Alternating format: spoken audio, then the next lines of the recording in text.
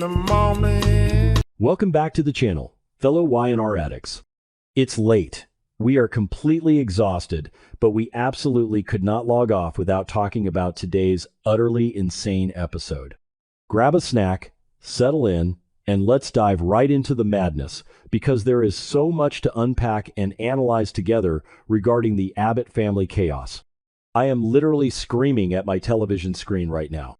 I cannot believe they actually went there with Jack Abbott. I mean, we all knew he was going to wake up eventually because, come on, he's Jack Abbott, the patriarch of the family and a staple of Genoa City, but amnesia? Temporary amnesia regarding the most important event of the year? Are you kidding me? I've been watching this show religiously since 2015, and if there is one soap opera trope that makes me want to pull my hair out, it's the convenient memory loss, right? When a character is on the verge of exposing the main villain.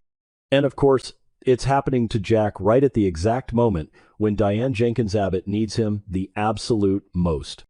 I am so frustrated, but at the same time, I can't look away because the drama is just too incredibly juicy. Wait, I'm getting ahead of myself.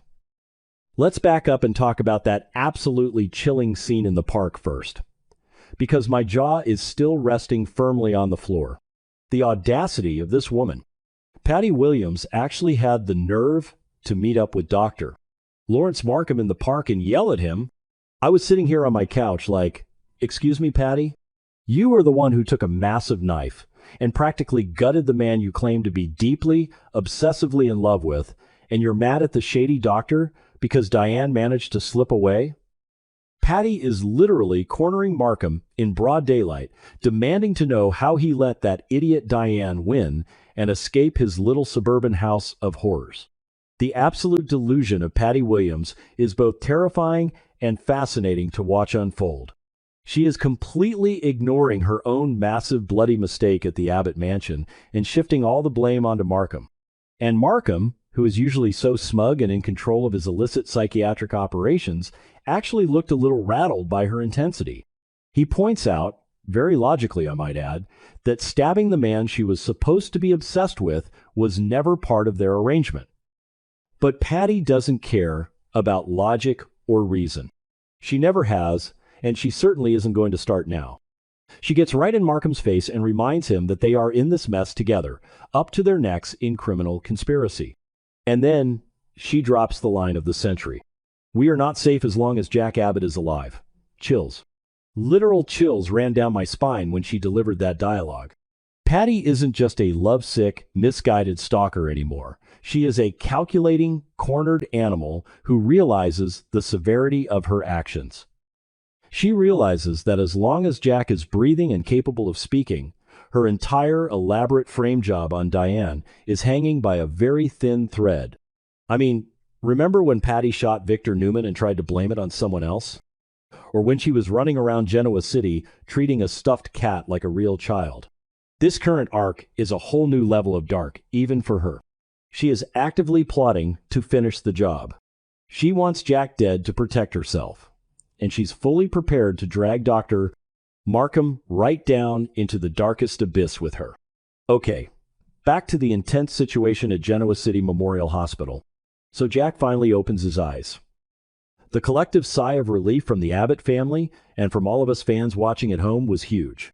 Kyle Abbott is standing there looking like he hasn't slept in weeks. The doctors are rushing in to check his vitals, and for a split second, you think to yourself, yes, Jack is going to tell the police that Patty stabbed him, Diane will be completely cleared of all charges, and Patty will be hauled off to Fairview or a maximum security prison where she belongs.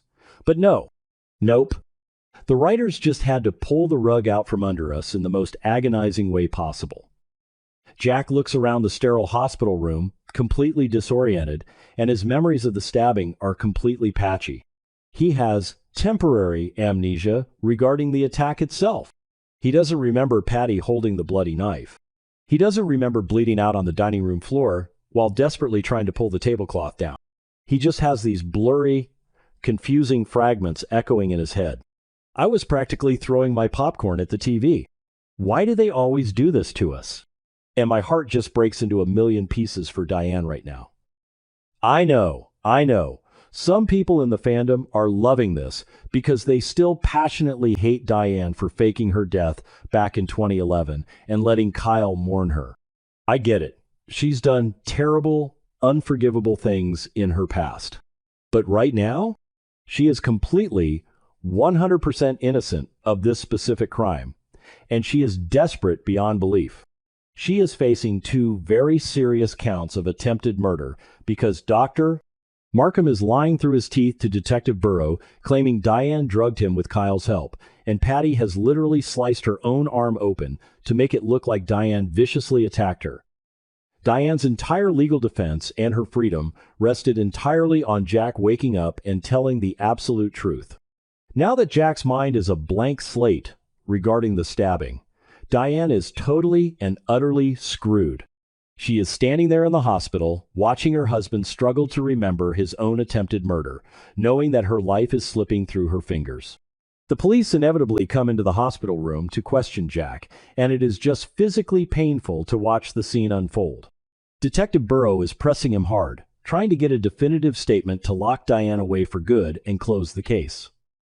Jack is trying so incredibly hard to access those locked-away memories. You can see the physical toll it's taking on him, his face scrunching up in pain and frustration, but he just can't give the authorities what they need to hear. He tells the police that everything leading up to the trauma is a complete blur. He has these disjointed flashes of movement and panic, but nothing that constitutes actual, usable evidence in a court of law. It's so incredibly frustrating. I mean, we as the audience know exactly what happened in that mansion, and we just have to sit here helplessly and watch Detective Burrow build a massive case against the wrong woman. It reminds me so much of when Nikki Newman was framed for Diane's murder all those years ago. The irony of the situation is just too thick to ignore. Now Diane is the one being framed by a madwoman, and no one can save her but a man who can't remember. And of course, Patty Williams is not going to let this golden opportunity go to waste. Patty is like a cockroach in a nuclear apocalypse. She always finds a way to survive and thrive in the chaos. Once she finds out through her sneaky channels that Jack has amnesia, she completely flips the script on her own plans. Instead of sneaking into the hospital to smother him with a pillow, which I honestly thought she was going to do based on her terrifying park conversation with Markham, she decides to use his memory loss to her ultimate advantage. Patty starts spinning her own twisted, fabricated narrative to the police, reinforcing the massive lie that Diane completely lost her mind, escaped her therapy, attacked Patty in a jealous rage, and then brutally stabbed Jack. Patty is so terrifyingly good at playing the innocent victim. She turns on the waterworks, acts like a traumatized hero who tried to intervene, and uses Jack's vulnerable, amnesiac state to solidify her story with the cops. It makes me so mad I can hardly type. But Patty doesn't just stop with manipulating the police force. She actually tries to pressure Jack himself. Can you believe the absolute, unmitigated nerve of this woman? She somehow manages to get close to Jack's hospital bed and starts feeding him her completely fabricated version of events, trying to plant false memories deep in his compromised brain. She's sitting there probably telling him, "Oh, Jack, my darling, Diane just completely lost her mind. I tried to save you from her wrath, but she was out of control and had a knife. She is actively trying to gaslight the man she just attempted to butcher into believing her malicious lies. And because Jack's brain is so scrambled and desperate for answers right now, he is dangerously susceptible to suggestion. I am genuinely terrified that Jack might actually start believing Patty's version of the story if he hears it enough times. If he testifies that Diane stabbed him based on Patty's psychological manipulation, Diane is going to prison for the rest of her life without parole. Meanwhile, Kyle and Diane are not just sitting around crying and waiting for the legal axe to fall. Kyle is fiercely defending his mother, which I absolutely love to see. Their relationship has come such a long, complicated way since she returned to Genoa City, and seeing Kyle stand by Diane unconditionally is really heartwarming amidst all this dark, twisted chaos. They both realize that they can't rely on Jack's fractured memory right now, so they have to take matters into their own hands and find new evidence to expose Patty and Markham's grand conspiracy.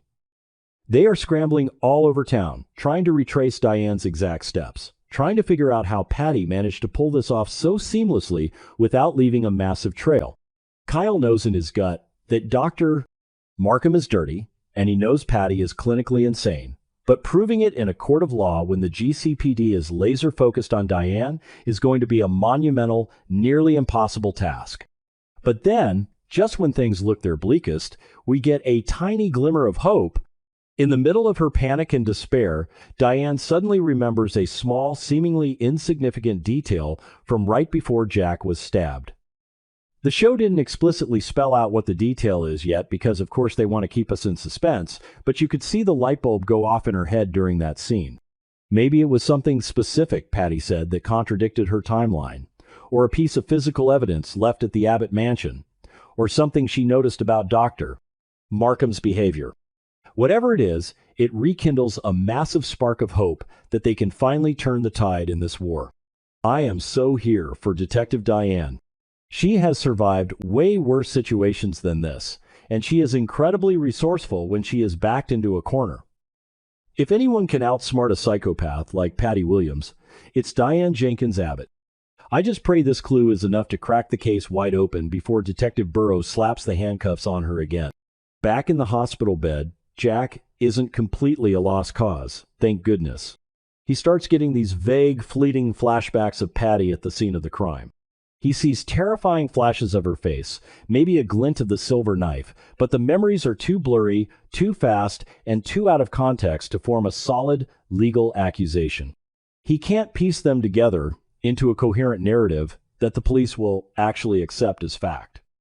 It's like he has all the puzzle pieces scattered on the table, but the picture on the box is missing and half the pieces are upside down. You can see the intense frustration building inside him. He knows in his heart that something is fundamentally wrong. He knows Patty's presence in his house doesn't make sense, but his injured brain just won't let him access the full, unadulterated truth. It is brilliant acting by Peter Bergman, honestly, conveying that deep internal struggle and the agony of a locked mind. Diane, being the sharp woman she is, realizes that waiting for Jack's memory to naturally return is a luxury they simply do not have. Patty is closing in, the police are building their airtight case, and time is rapidly running out. Diane comes to the terrifying conclusion that she needs a bold, risky strategy to trigger Jack's memories forcefully. I am so incredibly nervous about what she is planning to do. Is she going to recreate the bloody scene of the crime in his hospital room? Is she going to aggressively confront Patty right in front of Jack to spark a visceral reaction? Or is she going to use that small detail she remembered to shock his system back into reality? Knowing Diane, it is going to be something highly dramatic, incredibly dangerous, and completely out of the box. And I am absolutely dreading the potential fallout while anticipating it at the exact same time. Look, I know some people on the forums are complaining that this amnesia storyline is dragging out the inevitable, but personally, I am eating it up with a spoon. The stakes have literally never been higher for the Abbott family. You have Patty Williams operating at peak psychotic levels, Diane fighting tooth and nail for her life and her freedom, Kyle stepping up as a fierce, loyal protector, and Jack trapped in the terrifying middle of his own broken mind. The history, the manipulation, the psychological warfare, this is classic, top tier, Young and the Restless. But seriously, if Patty somehow gets away with this frame job and walks free, I might actually throw my TV out the window. We need Ashley Abbott to get back to town stat and help rip this conspiracy apart piece by piece. Until then, we just have to hold our breath, grip the edge of our seats, and see if Diane's bold move pays off, or if Patty's chilling threat to eliminate Jack becomes a devastating reality. Let me know what you guys think in the comments, because I am losing my mind over here.